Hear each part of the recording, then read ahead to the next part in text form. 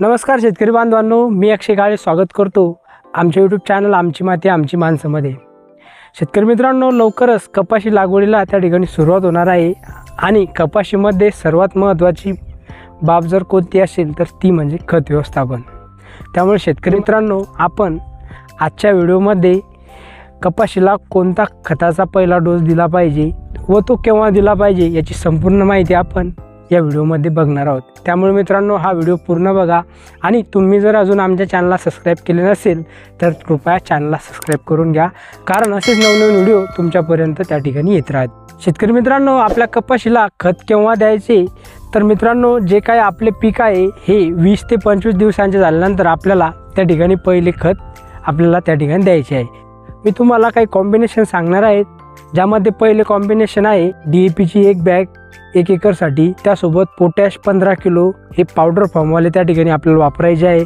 तसेच यासोबत magnesium sulphate 10 kilo वापरायचे आहे आणि तसेच यासोबत तुम्ही शक्ती गोल्ड वापरायचे आहे। पुन्हा एकदा सांगतो, DAPची 1 bag plus potash 15 kilo plus magnesium sulphate 10 kilo आणि शक्ती गोल्ड 10 किलो असे पहिले कॉम्बिनेशन तुम्ही कपाशी पिकात पहिला खताचा डोस देत असताना वापरू शकता। तसेच मित्रांनो, हे कॉम्बिनेशन जर तुम्हाला द्यायचे नसेल तर तुम्ही 10-26-26 हे खत त्या ठिकाणी देऊ शकता आणि तुम्हाला याच्यासोबत पोटॅश वापरायची सुद्धा गरज नाही। यामध्ये ऑलरेडी पोटॅश आहे, पण तुम्हाला यामध्ये मॅग्नेशियम सल्फेट वापरायचे आहे। मॅग्नेशियम सल्फेट तुम्हाला 10 किलो या ठिकाणी घ्यायचे आहे।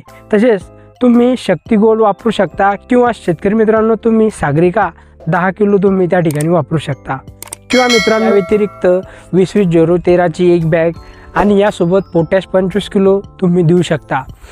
किंवा मित्रांनो, जर तुम्हाला 20-20-13 उपलब्ध नसेल तर तुम्ही 24-24-08 हे खत देखील त्या ठिकाणी वापरू शकता। किंवा शेतकरी मित्रांनो, या व्यतिरिक्त तुम्ही सुपर फॉस्फेटच्या 3 बॅग आणि यासोबत पोटॅशची 1 बॅग त्या ठिकाणी तुम्हाला वापरायची आहे। तर मित्रांनो, सांगितलेल्या कॉम्बिनेशनपैकी तुम्ही कोणते एक कॉम्बिनेशन त्या ठिकाणी वापरू शकता। सर्व कॉम्बिनेशन जबरदस्त रिझल्ट देणारे आहेत। तसेच शेतकरी मित्रांनो, तुम्हाला हा व्हिडिओ जर आवडला असेल तर व्हिडिओला लाईक, शेअर आणि सबस्क्राईब करायला अजिबात विसरू नका। पुन्हा भेटूया असेच एका नव्या व्हिडिओमध्ये नवीन माहितीसह। तोपर्यंत धन्यवाद। जय जवान जय किसान।